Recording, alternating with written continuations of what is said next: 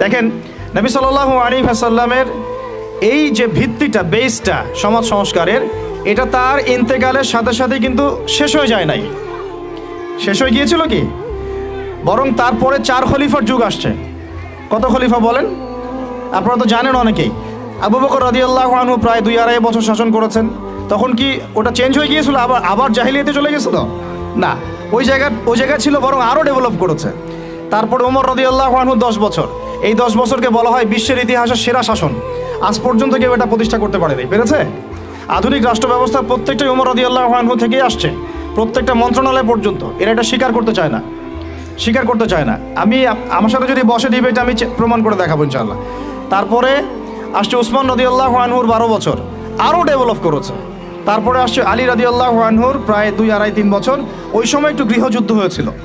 এটা সাহাবীদের ব্যাপার, আমরা এগুলো নিয়ে কোনো মন্তব্য করব না। সাহাবীদের মধ্যে যত কনফ্লিক্টই হোক না কেন, আমরা তাদেরকে নিয়ে কোনো মন্তব্য করতে যাব না। এটা আকীদার খেলাফ আহলে সুন্নাহ ওয়াল জামাত। তো 4 খলিফার 30 বছরে ইসলাম আরও আগায় গেছে, পিছায় নাই, কিন্তু এক পাও পিছায় নাই, আলহামদুলিল্লাহ।